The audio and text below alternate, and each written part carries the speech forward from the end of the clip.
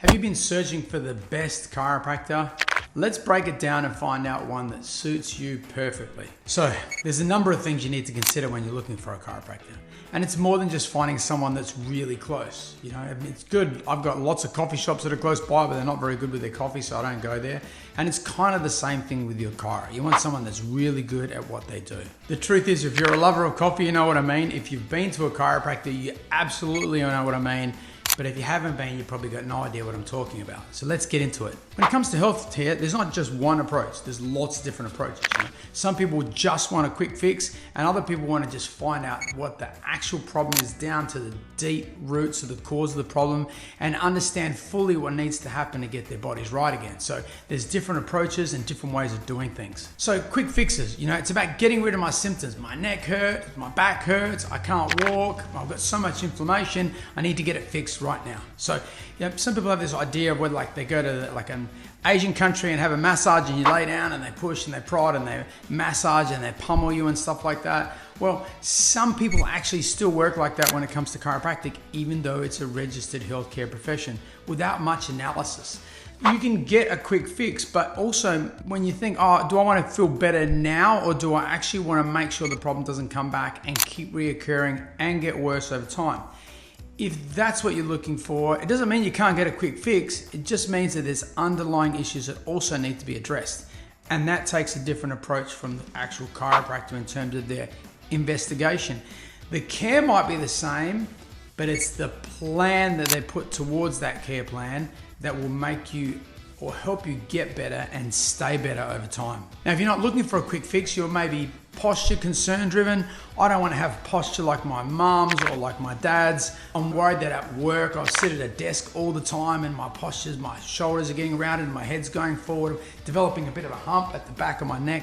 These things are different, so that's going to take a different approach again. Now, the care might be similar, but with a focus on correcting the particular problems which aren't that acute, like I'm not in pain, but I want to make sure this problem stops where it's at and gets better over time. Then there's another type of focus or another different philosophy, which is just wellness care. I'm great. I just want to make sure I stay this way. I know that if I brush my teeth regularly and I get my car serviced when it needs to be, we're talking about longevity, right? So your spine is so important. It's the axis of your whole skeleton.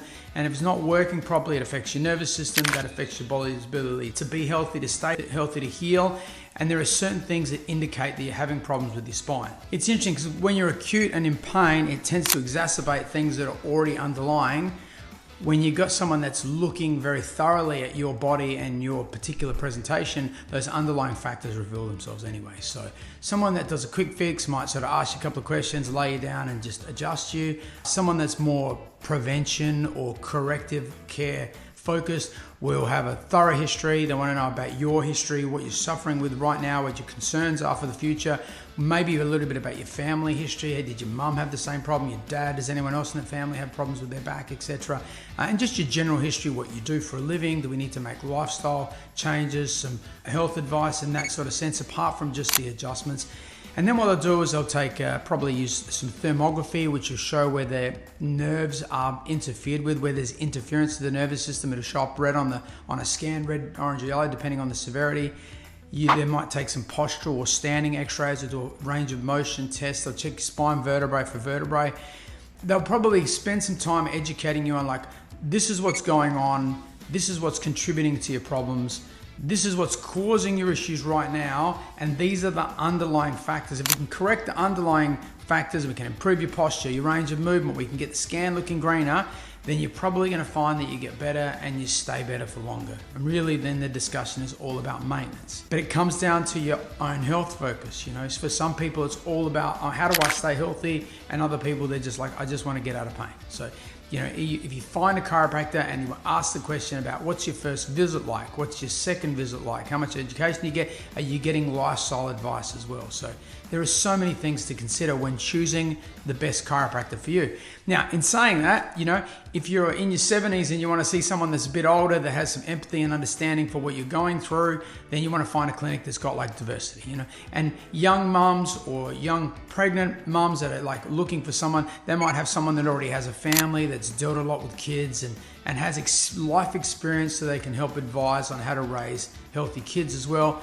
especially in terms of spinal health. So in our practice, we have someone in their 70s, 60s, 50s, 40s, 30s, and 20s, various backgrounds and stuff. So we have a diversity of information and techniques that we can use. So then there's the strong force techniques, there's low force techniques. There's so many different things to consider. So if you have any questions, feel free to reach out. We're in Semaphore, South Australia at Vitality Semaphore. We'd love to help. See you on the next video.